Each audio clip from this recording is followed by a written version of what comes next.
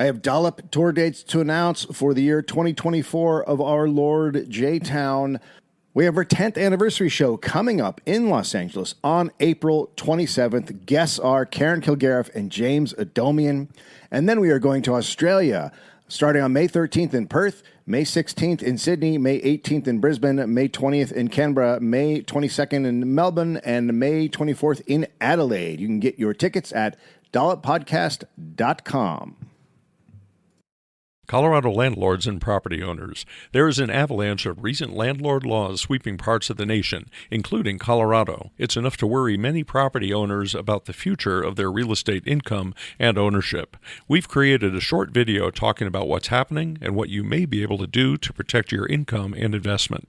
Go to landlordrescue.com and enter your email for instant access. That's landlordrescue.com. Securities offered through Emerson Equity LLC. Member FINRA SIPC. Emerson is not affiliated with any other entity herein. You're listening to The Dollop. This is a bi-weekly American history podcast. Each week, I read a story from American history to my friend. Gareth Reynolds, who has no idea what the topic is about. It's true. It is true. I don't know what we're about to talk about.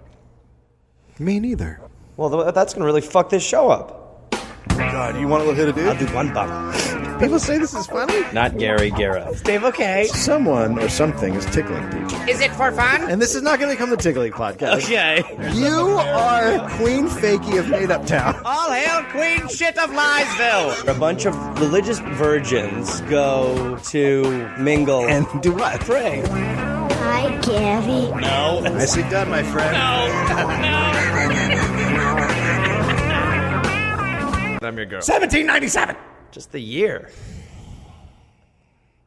The Fenian Brotherhood movement is an Irish resistance movement that had one goal: an independent, democratic Ireland free of British rule. Well, so it worked out. They would get this result by any means necessary. The first Irish uprising was in 1797. Okay. Did not go well. No. Then the second would come in 1848. Did not go well. Wait, 1797, 1848, and they couldn't get their shit together in that took time? 50 off. Jesus. They took 50 off. Got to regroup. I'm starting to think we're not going to fucking win this thing. This isn't working out, is it? Fucking Jesus Christ. Holy shit, how long's it been? 50 fucking years and we still can't fucking win. Oh shit, I went to the pub, I didn't come out. Fuck, you know what we realized? We just fucking realized we forgot to fucking try to fight back again. We've been pissed for 50 fucking years. Let's go get them now, boys. The Irish would continue the fight, though. In the mid-1800s, the Irish poured into America. Uh-huh. Most of the Irish in America were all shaped by the famine. Literally. Potato famine. Yeah. And that means they were fucking furious with the English. The potato famine hit Ireland from 1846 to 1852. The Irish saw the potato famine as a form of genocide, which is hard to argue with because they actually had enough food to eat during the famine. They were harvesting grain and livestock, but then they were forced to export it all to England, usually under military guard. That's tough. So they're like laying around dying and Taking their resources and just shipping them? And they're just bringing pigs through your town to the boat. Like, just completely fucked up. I'd love to eat a fucking pig. Oh, shit. Look at that fat pig. We're going to boil my wife's finger tonight for dinner. That pig looks nice and fucking succulent, that does. So while 1 million Irish died, another 1 million fled to foreign lands. And in the mid-1800s, the U.S. received the largest number of immigrants from Ireland. A lot of those were rebels who had been part of the failed 1848 uprising. So we're bringing some ballers. You're going to get a little bit of that. After the famine in 1860, there were about 1,600,000 Irish-born Americans in the U.S. Wow.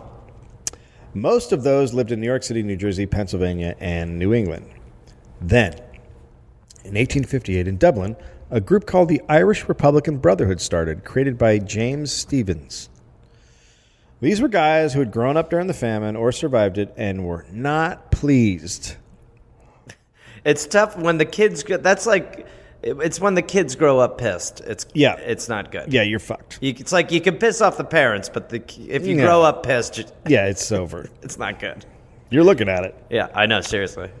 And then in America, in October 1858, a ceremony in New York City's Tammany Hall marked the birth of a U.S. revolutionary body of young Ireland rebels led by John O'Mahony.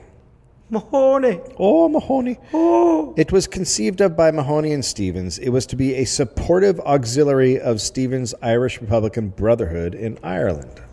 Okay. O'Mahony would organize the American Irish to assist in the next Irish revolt, sending money, arms, and provisions to the homeland. He also came up with the name Fenians.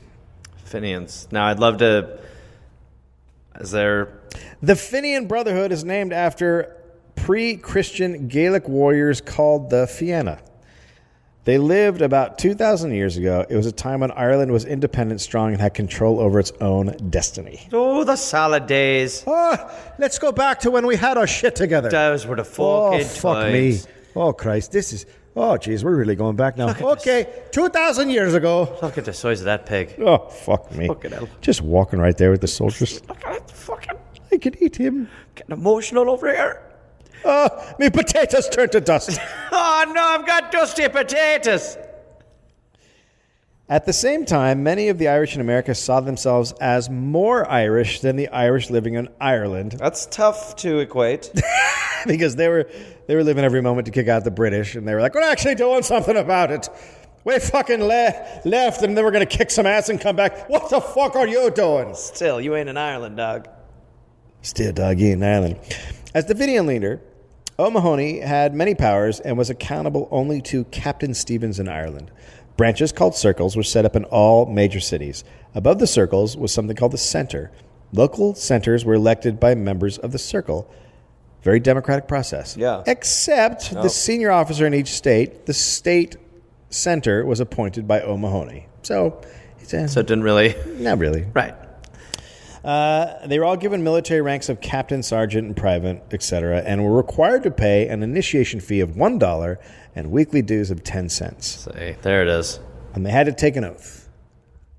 I, Mickey, solemnly pledge my sacred word of honor as a truthful and honest man that I will labor with my earnest zeal for the liberation of Ireland from the yoke of England and for the establishment of a free and independent government on the Irish soil, that I will implicitly obey the commands of my superior officers in the Fenian Brotherhood. You okay, Mickey? That I will faithfully discharge the duties of my membership as laid down in the Constitution and bylaws thereof, that I will do my utmost to promote feelings of love, harmony, and kindly forbearance among all Irishmen. Mickey, your goddamn voice. And that I will foster, defend, and propagate the aforementioned said Fenian Brotherhood to the You're turning red, Mickey. You're turning very red.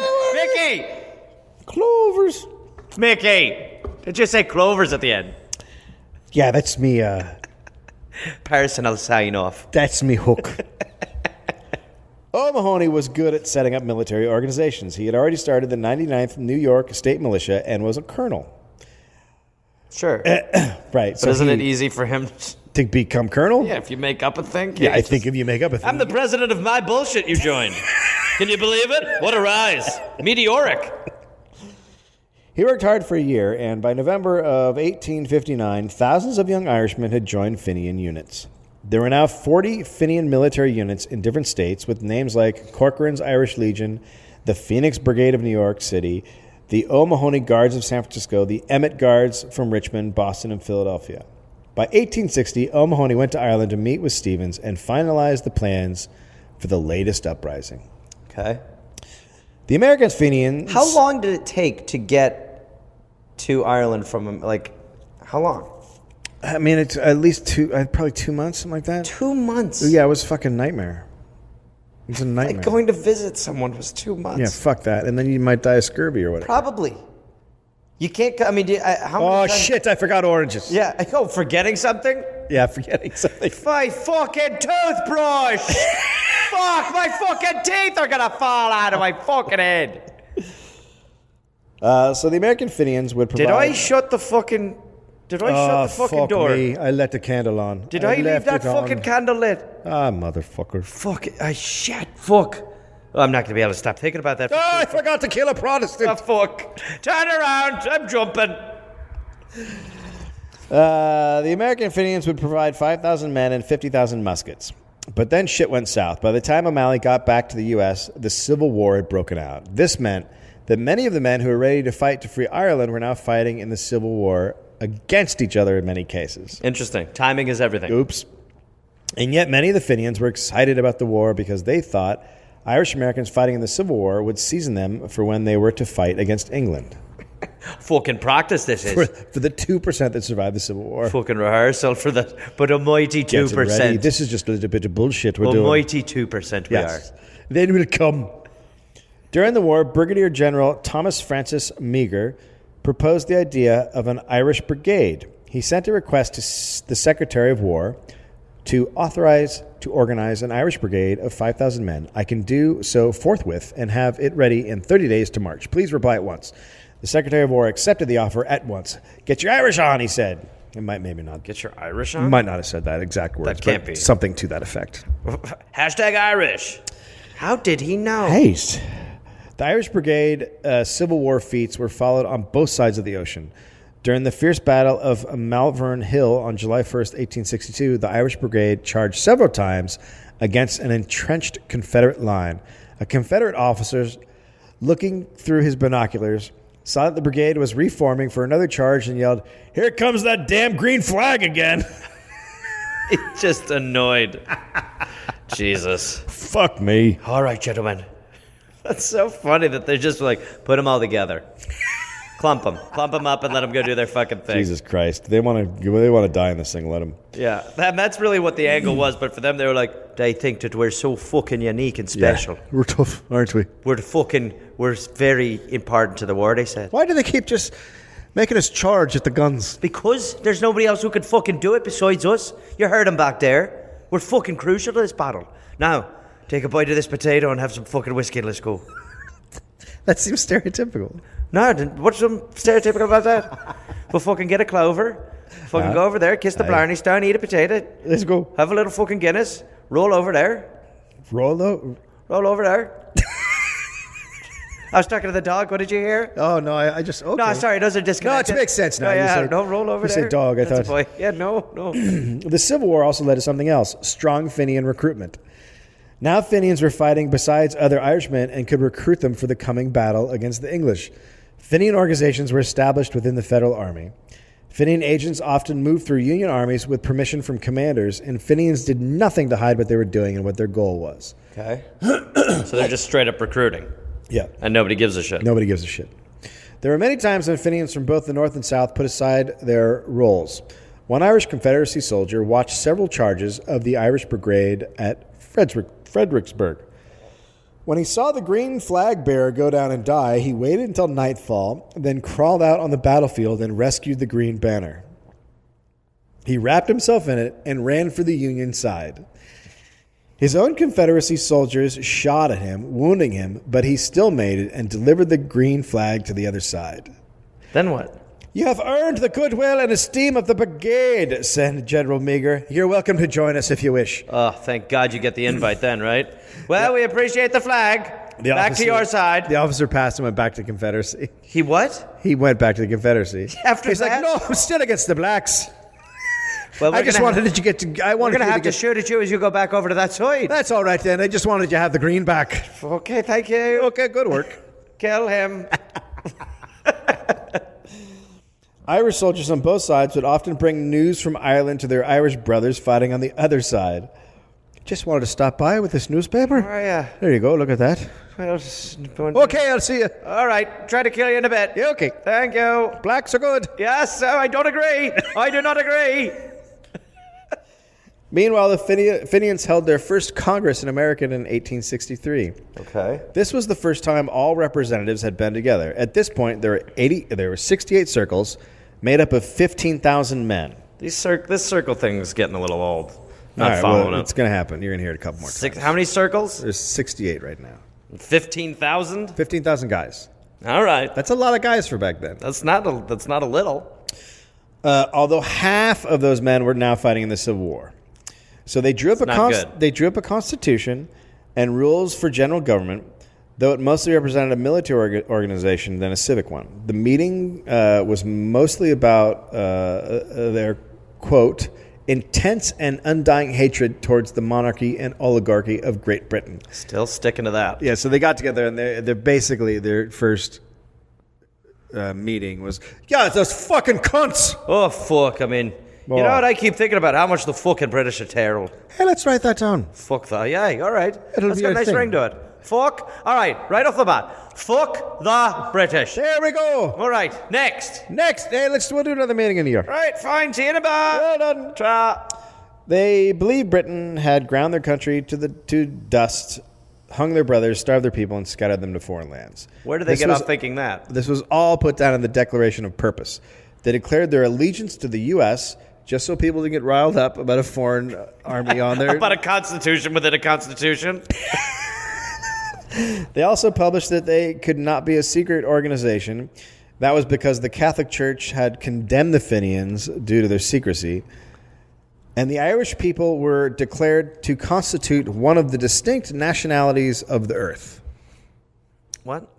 I don't know. What does that even mean? It means they're just saying They want to win a prize that nobody's ever heard of? we're different and real. What do they want to be? We're What distinct. the fuck do they want to be? We're like a real people, a good one. Distinct nationality? Yeah, we're like different than others. We're like real from an island, yeah? Well, listen, they did get St. Patrick's Day. So, Thank you. yeah. How about this? We'll give you a day where everybody gets drunk and pisses in the streets. Okay. All right, there you go, buddy. Thank you. Get out of here now, you little stinker. And sympathy for the Polish people were expressed. Wait. Also, hey, let's put something in there about the Polish. A shout out in their own constitution? Hey, they're okay. Also, the Polish seem really fucking cool. Be nice to them. Sorry about we want to say we're sorry to the Polish for just, being Polish and whatnot. Just a quick hello to the Polish Hang in people. there, lads. God, you're fucking stupid. Did you hear about that one of them? What's that? You ever heard how he fucking broke his arm? How's that? He broke his arm raking fucking leaves. How? Fell out of the fucking tree. God damn. Put that one in the Constitution down at Well, the and bottom. so many of them are bloody illiterate. Holy shit, half the Constitution's Polish jokes now. There's a lot of the Polish people, that are illiterate. That's why one of them wrote a fucking book on how to read. How's that? It's a book on how to read. The fuck are you going to learn from that? They just fucking got into the army, in the fucking navy business. How's that? They have this thing called a submarine, right? Yeah, but it's not going so well. They put screen doors on the fucker. Okay, put that one in the Constitution also. And then put sympathy. We're sorry about all this down at the bottom.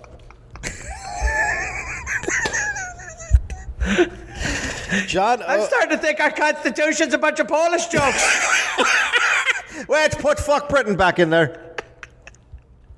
P.S. Still fucking hate England. John O'Mahony then resigned to make it a truly democratic organization and placed the Brotherhood under the guardianship of the General Convention. He was then immediately elected head center. Alrighty. Okay, I'm out and I'm back in. All right, Thanks, hello. boys. So then 1965 rolled around and the Civil War was starting to wrap up. Now, thousands of seasoned Fenian fighters were coming home, and they wanted action on behalf of Ireland. They want to go. What do you mean they wanted action? They want to fucking.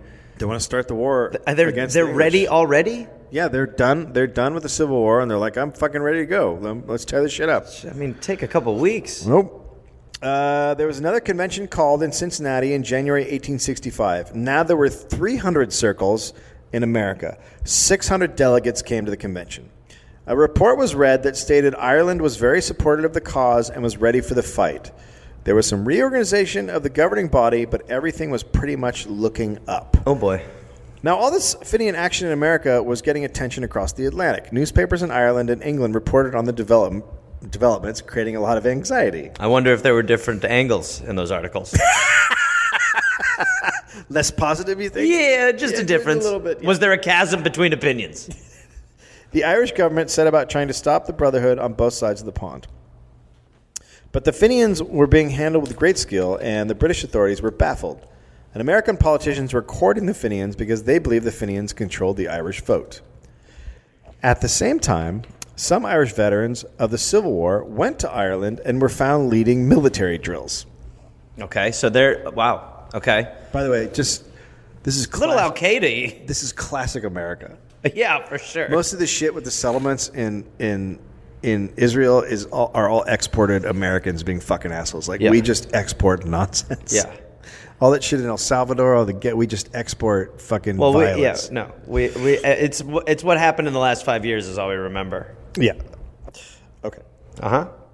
What? It soon became apparent that this was a massive movement and that the British military had been infiltrated by Fenians. A reward was offered for the capture of Stevens, who was quickly caught and then immediately escaped. Okay.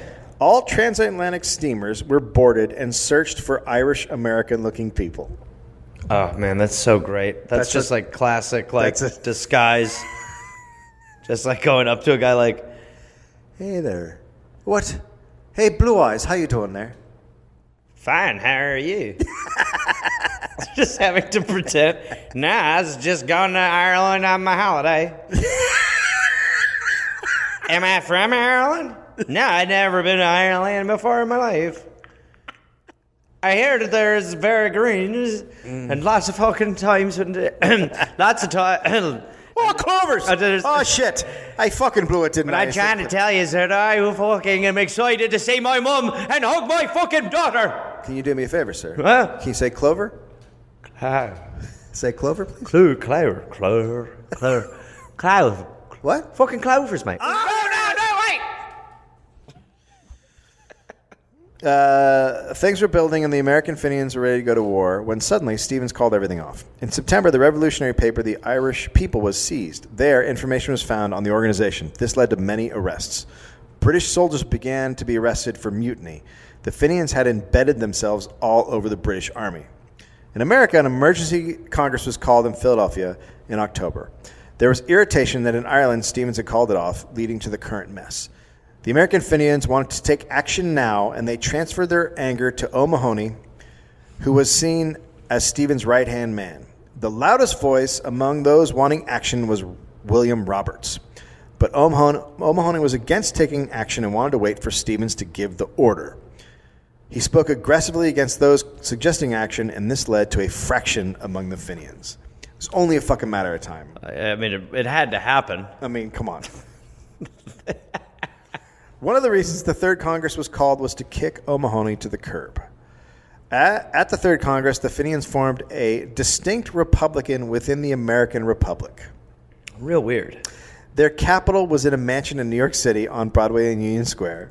Their capital? It flew the Fenian flag of a harp and a sunburst. It's a little sad. It's their capital. It's a little treehousey.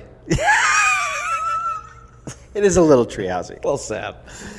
They created a president, secretary of treasury, created a military, naval, and civil affairs, and a senate, and so on and so forth. I mean, but it really doesn't. I mean, it's adorable. It's totally adorable. Let them play dress up. I'm the fucking president. You're the fucking secretary of state. Uh-huh. You're a senator. Okay. Right? And then we're going to govern. I got to go inside the Capitol to go to the... Sorry, to go wee. Sorry, oh, fine, go wee. Also, I have to leave at 5:30 because my mum wants me back. All right, fine. Listen, Jesus Christ. The demand was made that O'Malley resign, but he refused. Then the office of president was created. The president was given more power than the head senator, so O'Malley was now second in command. Whoops. Roberts was made president. An immediate division was created amongst the Fenians. O'Mahony then formed his own governing body.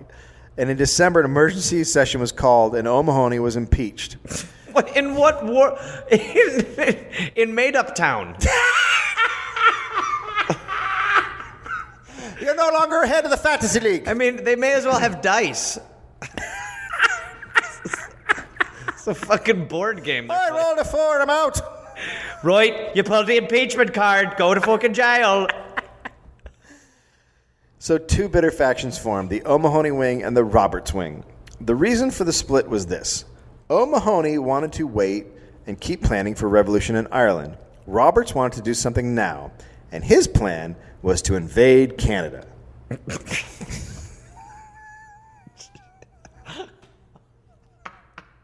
Okay. So, right. So,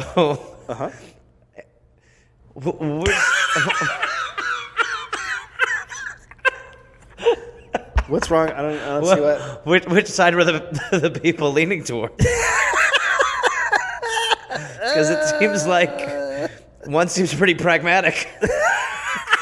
And then one seems like a film in 1989. In February 1866, Roberts called a fourth convention in Pittsburgh and declared that the Fenians would invade Canada and seize land. Oh my God. If we can get a foothold on which to raise the Irish flag, we shall be recognized. A government once established, it will have the sympathies of every Irishman in every quarter of the land, seeing that we are working instead of talking. The cause will go triumphantly forward until there will not be left a single Saxon cutthroat. Are you with me? Who's a fucking idiot? We are. This faction also caused leaks. Those on both sides openly talked shit about the other to the press. This led to the plans of an invasion of Canada being divulged to Canada, the U.S., and Great Britain. I mean, okay, so not good. The odds already against you. Yeah. Maybe your only weapon, which wasn't a weapon, was your secrecy. Yeah. And now Canada's like, oh, the Irish are going to try to take control. Not very many of them, a handful. Now, O'Mahony didn't want to be upstage, and he wanted to get control of the Fenian Brotherhood back, so he called a session of what he called the Military Congress to discuss an invasion of Canada himself. So wait, now he wants to fucking invade Canada? Well, I mean, so now there's just two differing opinions on how to invade Canada, as opposed to someone who's like, we shouldn't invade Canada. No, I'll get there first. Upon reevaluation, we should invade Canada, but this way. Me in front. Yeah. At this point in time, the war was over, and the Union had been none too pleased with the British siding with the Confederacy. Also, most Americans thought that eventually Canada would be annexed. Okay. So there were Americans like, yeah, it's going to be ours. The thing up there, it's going to be... Because it's British controlled, so they're like, yeah, we'll get that. It's our hat. That'll be part of us. And there were now tons of unemployed ex-Irish soldiers milling about who were ripe for Fenian recruitment. The Fenians had also been allowed to purchase war surplus arms, and the government was basically silent about the Fenian plan to invade America. To invade Canada. Canada, sorry. Yeah. So we were just kind of it's like when Saddam Hussein was like, I'm going to invade Kuwait, and America was like, it's all right. I mean, this led the Fenians to think the U.S. would support their action. Interesting. Their belief was we like to lead people on. Yeah. Their belief was once they started fighting and took some land, the U.S. would come to their aid, and a full war with Canada would be on. But I mean, their plan their plan is a lot of it's like me being like, I'll get a lot of pussy if I eat a ton of pie and I win a pie eating contest. Well, they think that if they take over land in Canada, particularly around the St. Lawrence River where the shipping channel is, that they'll then be able to trade that land for Ireland. But it's crazy. It's not. I mean, really though, it isn't like it's barely grounded in reality, right? Like, the only thing that's realistic about it is that you can try it. It's a horrible plan. And it won't happen. You don't know. I mean, obviously it didn't happen, but you don't know that. It doesn't happen. Do you know Canadian history? Oh, man, I know. Dude, if this was a Canadian history podcast, you'd have to get someone else. The Fenians wrote a battle song called We've Got Nothing Else to Do. Okay, so as far as battle songs go... And their follow-up, fuck it, we're bored. It's right up there with Russia's We're Shitting on the Pot. We've got nothing else to do? That's not a battle song. France's Fuck It, Why Not?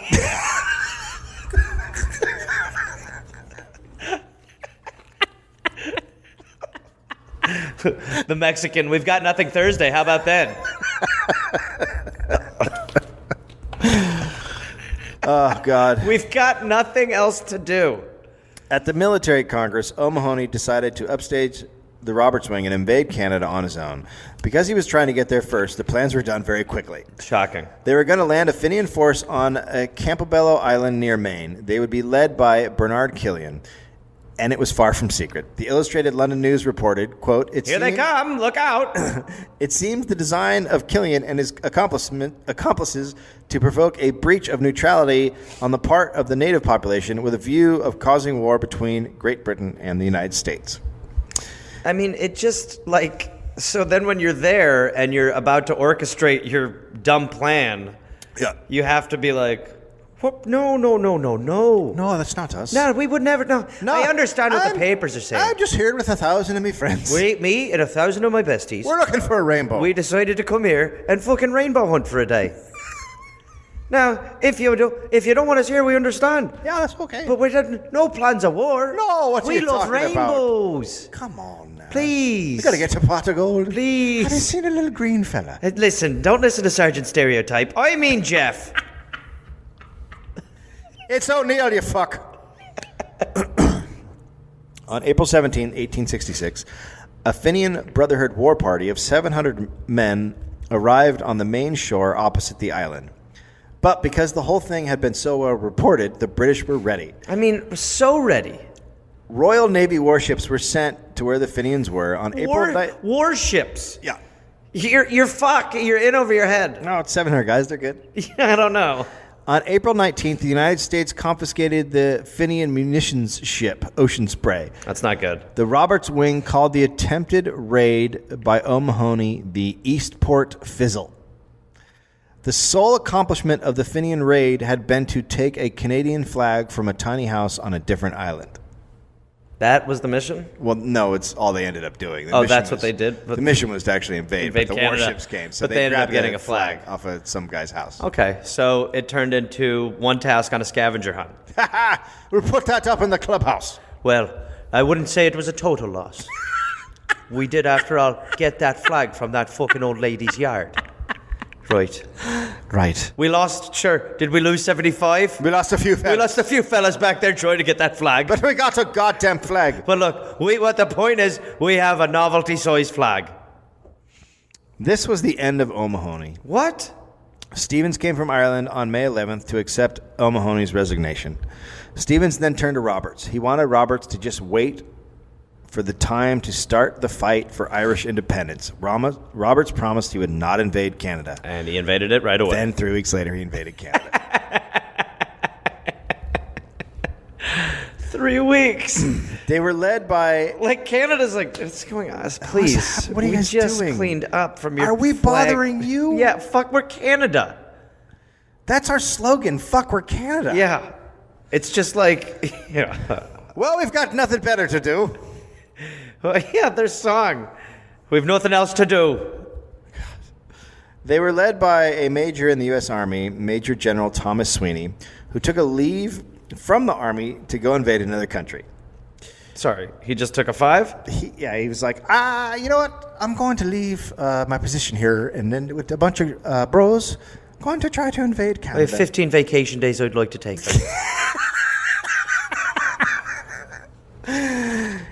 His plan was to invade Canada in the east and west, cutting the country in half and keeping reinforcements from arriving in the east. But it's just impossible. Like, what? It's just. It's you just. Don't know that. Again, it's not. It's pretend. How do you know that? Are they 6?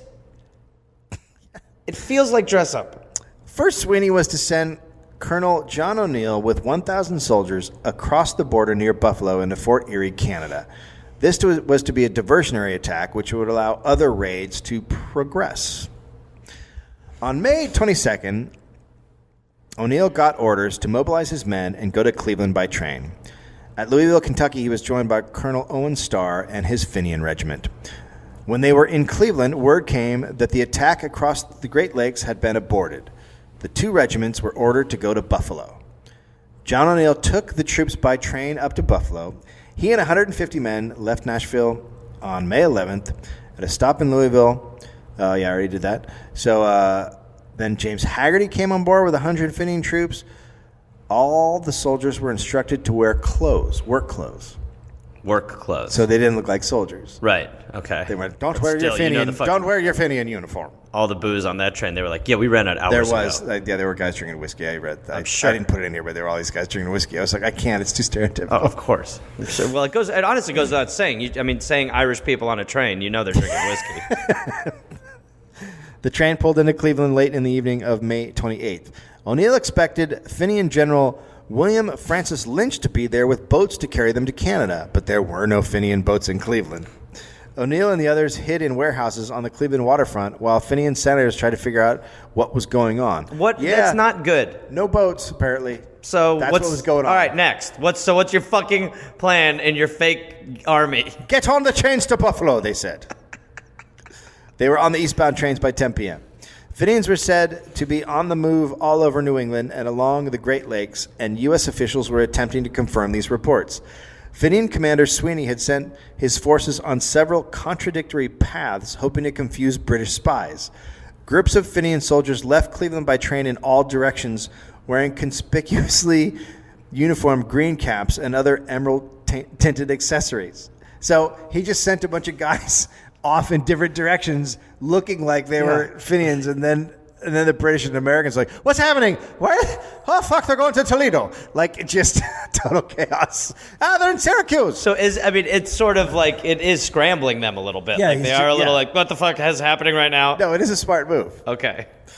A Syracuse newspaper reported Fenians moving both ways through the city railroad station. It's amazing that they had to take trains for their invasion. How else are you going to get up there? It's just like your mom driving you to a fight. You can't march. You got to go conspicuously. Yeah, no, be like, so the train's going to be 15 minutes delayed, so we'll still be invading, but probably about 45 minutes after. Well, this train's quite full. Yeah, so we'll still invade, but have a few minutes to yourself before we get on the train and then start the invasion.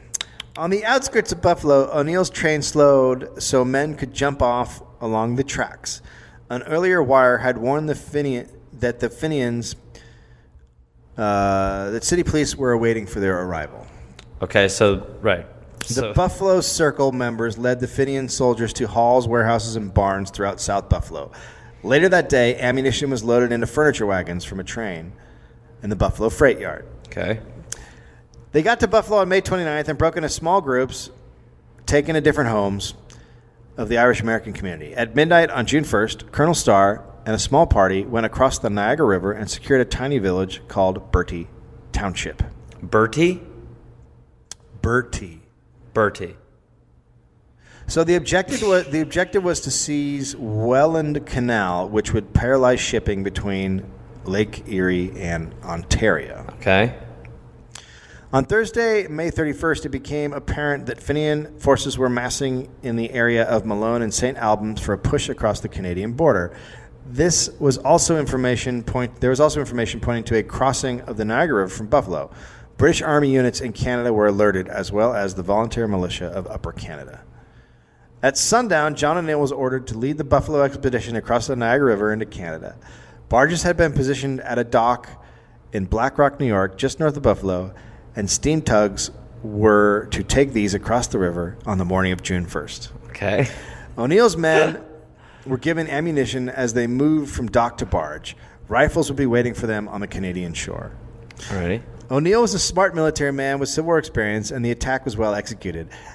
At the same time, his force was made up of experienced veterans, while Canadians' forces were made up of inexperienced kids. One of the Canadian forces was led by a 42-year-old businessman from Hamilton, Ohio, named Booker, who had never led a body of troops larger than a battalion. Now he was in charge of an 850-man brigade. So Canada, even knowing that this was probably imminent, was still just like, yeah, we just put this guy who has no idea what he's doing in charge of our army. So pretty much. That'll be fine. So and the Irish are sort of like vets who've been fighting. They know their shit, and they're just fucking pissed. Like, they can get fired up about Canada real easy.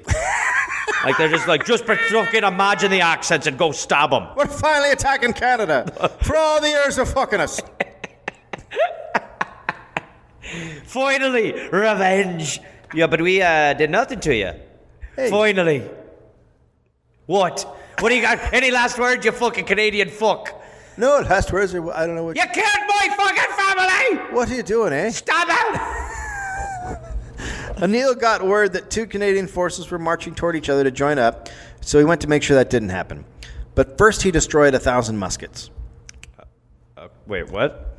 These guns were brought for the Irish Canadians who the Fenians were sure would flock to them once they heard about the invasion plan.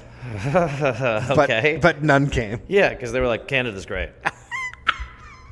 Canada's really fantastic. We got health insurance. It's all great. good up here. It's great. Really terrific. At the same time... And have you seen you guys lately? We're not chomping at the bit to get back into that life. I just so you can see what I'm talking about. The difference. You guys are invading Canada. We're just living our life. It's sort of like your pigs that a wizard turned into men. And that terrifies us. We're very happy here. We have a daughter. We have a lovely dog. It's part wolf. And you guys are drunk, and the smell it's tough. At the same time, because the coming attacks were so well known, the British Embassy in Washington notified authorities in Canada of every Fenian move. Okay. Because of the inexperience of seemingly everyone on the Canadian side, when they came face to face with the Fenians, they had not eaten in almost 2 days. Oh my God. Okay, great. They're fucked. Oh, shit, we forgot sandwiches. Does anyone have Gorp? Did nobody bring Gorp or jerky? Nobody brought any food. I'm sorry. Everyone shut up. Is there Hold on. literally no Gorp? What about poutine? Does anyone have poutine, Gorp, jerky, or granola? You guys, Oh, fuck. we're going to be fucking hungry. The Canadians had also been given 28 rounds per man. So once the fighting started, they quickly ran out of bullets. Jesus. No bullets, no food. Canada is fighting. So a force made up of 840 Canadians approached the Fenian line, and 2 Fenian officers on horseback rode up to see what was going on. Someone on the Canadian side freaked out and yelled, "Cavalry! Look out for the cavalry!" Wait. So... Oh, boy. So some dude just ran into a theater and shouted fire. The Canadians then took the shape to avoid a cavalry attack. Because of one psycho? Because some guy yelled, "Here comes a cavalry." It was just 2 guys on a horse. He was hungry and he just wasn't ready for war, and he just was like, "Cavalry!" So the way they did this is... He might have been saying Calgary. They formed a big square in the middle of the road, which basically made them ducks in a barrel. And there was no cavalry, just a couple of guys on horses. So O'Neill ordered a bayonet attack, and the Canadians ran. It was total chaos. I'm sorry, just to be clear. So they're all formed up in lines. So there's 2 Irish ride up. 2 Irish Fenians ride up on horses. 800 Canadians freak the fuck out. Form into a square. So now they can easily be shot and killed and stabbed. And basically just flee. And then the Fenians charge, and then they just all run away. Interesting. Is that how they drew it up? It would be great if that was the general's exact plan. It was total chaos. A lot of Canadians could have died, but the Fenians stopped their pursuit to collect mementos on the battlefield. Also, they were probably like holding their sides from laughing. They were probably like, "Oh, fuck, I can't fucking stop him." They just fucking ran away. Did you see their fucking plan? Holy shit. They fucking turned into a fucking cube and then ran. Fucking hell, I'm pissing over here. I really fucking am. I haven't laughed that hard in fucking years, mate. Hey, what's this? A trinket? Yeah, oh, look at that. There's a lovely brooch. So the Fenians had won this battle. O'Neill then asked for reinforcements and marched toward the Niagara River.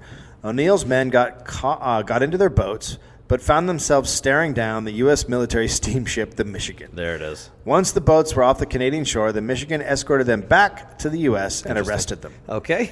So now the U.S. was trying to figure out what to do with this mess, and the Canadians were mourning their lost soldiers. And at the same time, more Fenian forces were gathering to attack at Malone in Potsdam, New York, and in Vermont.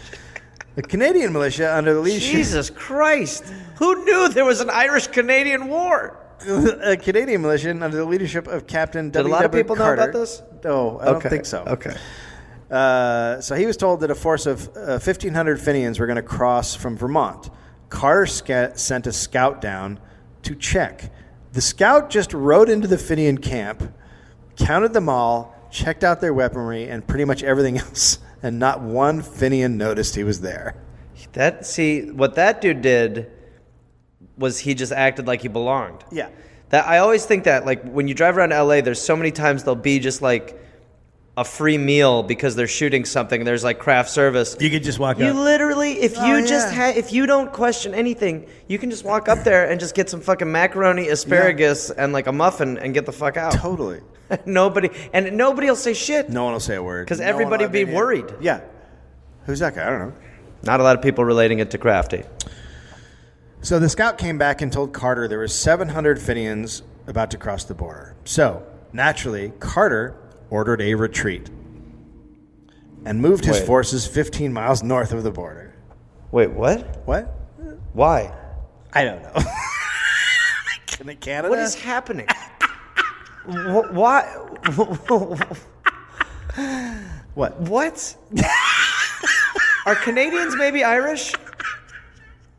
Feels It's very the perfect Irish war. like this shouldn't be going this well. On June 7th, the Fenians invaded Quebec and secured The 4... Fenians invaded Quebec.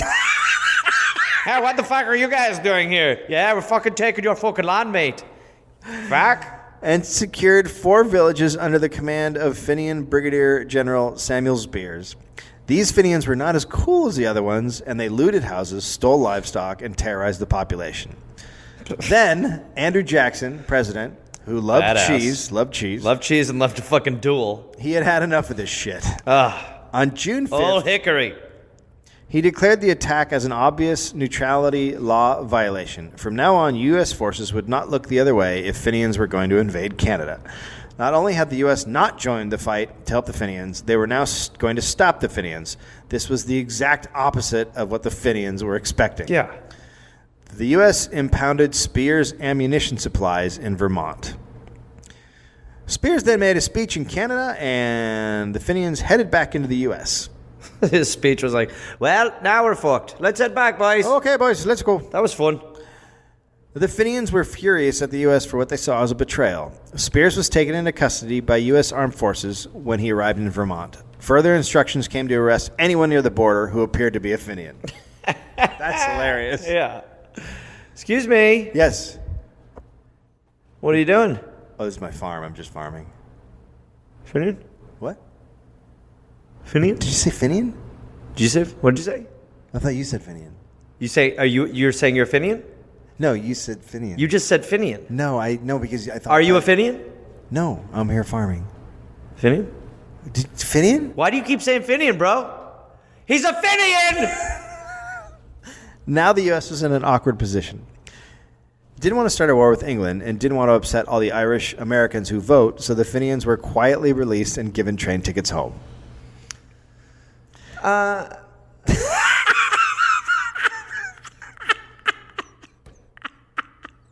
So, This is the greatest example of who gives a fuck that has ever happened in the history of the world. So let's just reset everything?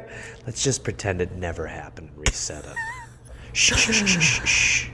Sweeney returned to the regular army. The New York Times described Spears' raid as, quote, an attack on a deserted dunghill. The total dead in the raids was 31, with 103 wounded. Naturally, the Irish were done. Oh, of course not. Why would they be? O'Neill received a hero's welcome when he returned, and the fundraising continued. The Fenians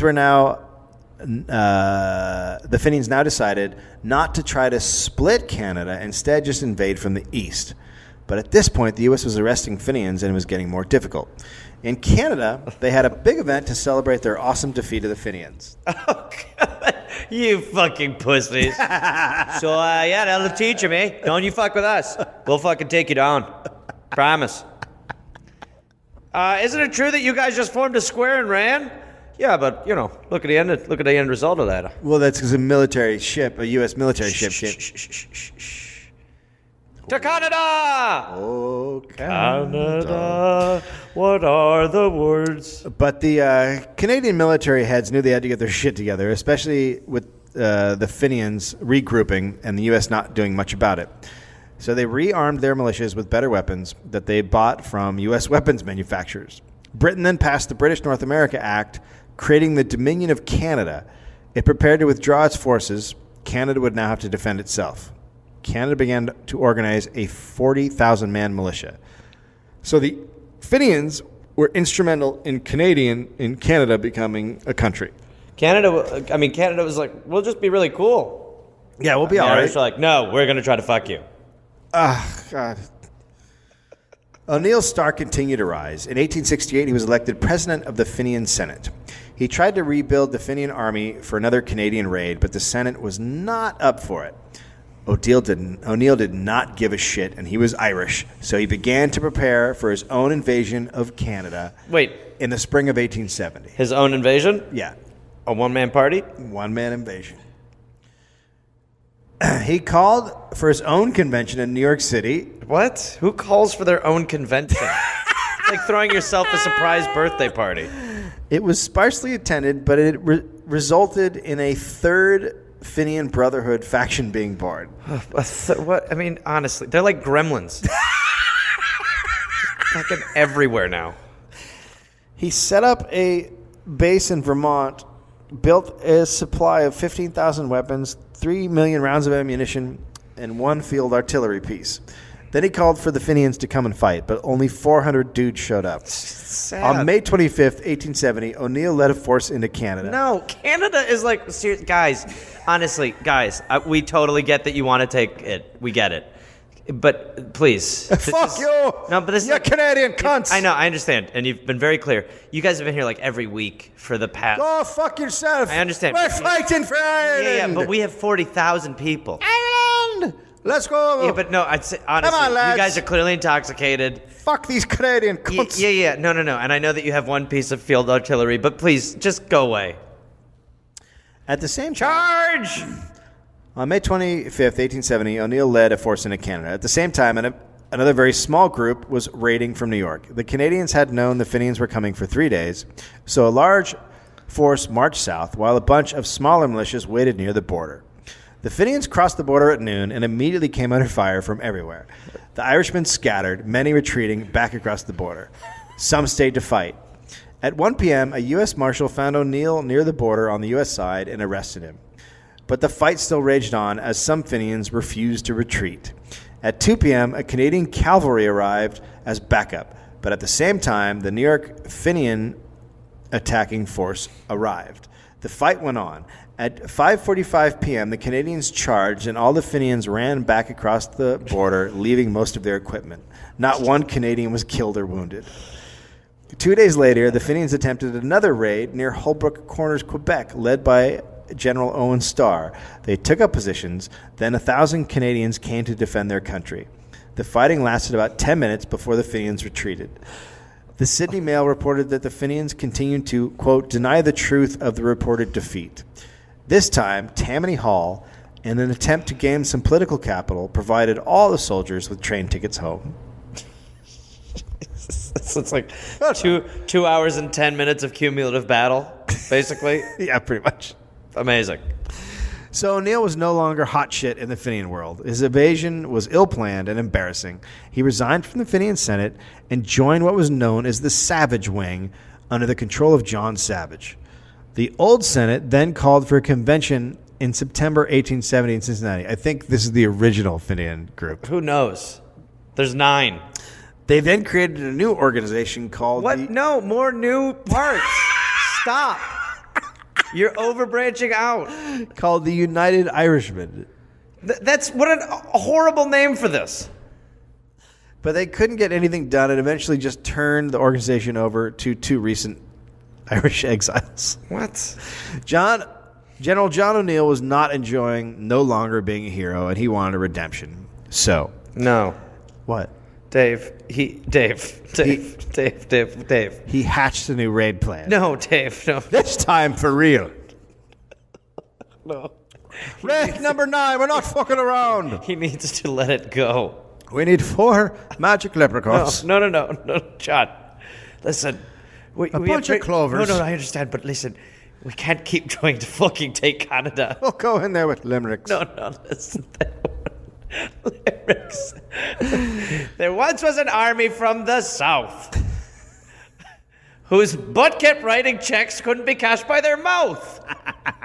They'd fight all they could and do what they would, but at the end of the day, they went to Manitoba. All righty. Thank you. The plan was this time there would be an attack on Manitoba, Canada to capture Fort Garry. The plan was presented to the Fenian Council, who were 100% not interested. Yeah, I mean, it's over. But O'Neill kept pushing. Stop. Finally, the council agreed to supply O'Neill with men and arms if the plans were not disclosed openly. Well, is that not a no fucking brainer at this point? That is a huge part of this. Okay, this time don't fucking tell anyone. Well, we was going to fucking tell people again because it's fun to talk. Of course, I get drunk and I say things. It's just fun to talk about. Okay, O'Neill then resigned from the Fenian Brotherhood and set out on his own to invade Canada as an independent. With 5 friends. But a British spy was now a member of the Fenian Military Council. Oh my God. It's even sad that they had to do that. They really didn't have to do that. It's like, it's over. You could send like a dog. He gave 400 weapons to O'Neill, then informed the Canadian police what was about to happen. Ugh. This new invasion was to take place on October 5th, 1871.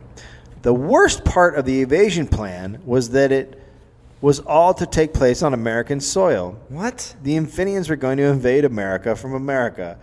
In 1870, it had been determined that the international border was too far south, and a new survey led to the border moving 2 miles north, putting the Hudson Bay Trading Company post in the United States. So O'Neill had no idea. Jesus Christ. With 40 insane Irishmen... He just didn't know he's going to invade America on accident? With 40 insane Irishmen, he attacked... With 40 people? 40 people! He attacked and occupied the Hudson Bay Company outpost without realizing the outpost was now 1 mile inside of the U.S. It's not going to end well for him. U.S. Army Captain Lloyd Wheaton was sent to respond to the invasion of the U.S. When the Army arrived, O'Neill's men dashed into the woods. 10 were captured. One of them was O'Neill. Honestly, he knows that he has to know that 40 people, regardless of where it is, completely insane. He has to know that there's no way. No, it's fucking crazy. But now at this point, he's just like, this is what I do. We're going back in. He's like Trump. He's like, look, I'll just keep being sensational even though people stop giving a fuck. After O'Neill's capture, the Army learned that 50 British soldiers had rushed over the new border and now occupied the Hudson Bay outpost. The U.S. Army asked the U.S. Secretary of State to demand that the British withdraw from the U.S., but the Secretary of State refused to press the British for a withdrawal, claiming that it was well known that the boundary was unsettled and that it was extremely premature to call the occupation of the post a willful trespass. So the Fenians had actually lost some of the U.S. to Canada.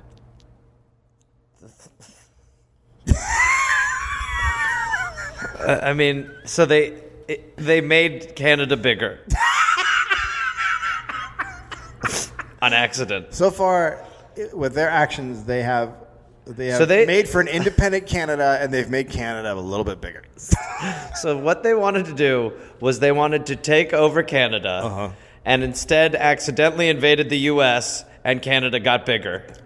Yeah, and stronger. And now they're in the woods, like, ugh. Yeah.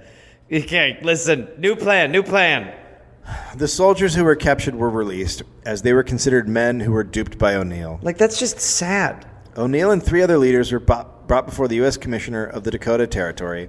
He released them all on technicalities. The prosecutor didn't want to pay for the trial, and they're just being really they're just care. like, guys, just get the fuck out of here. Can you guys just go away? Is that a thing that can happen? Like I said, we're sorry and whatnot. We obviously realize now that we shouldn't have been, invading Canada as much as we was, But, I think if you let us go on our own merits and whatnot, there's no way we'd try to do that again, I mean, maybe if there was a movement, but, like, I wouldn't be like knocking on doors, but, like I said, a lot of times we actually did have a bit of momentum, going for us and whatnot. So, I'm not saying that. Okay, can you just go? Yeah, for sure. Absolutely, yeah. Yeah, you're free. Yeah. Please don't come back. Yeah, no, great. Thank you so much.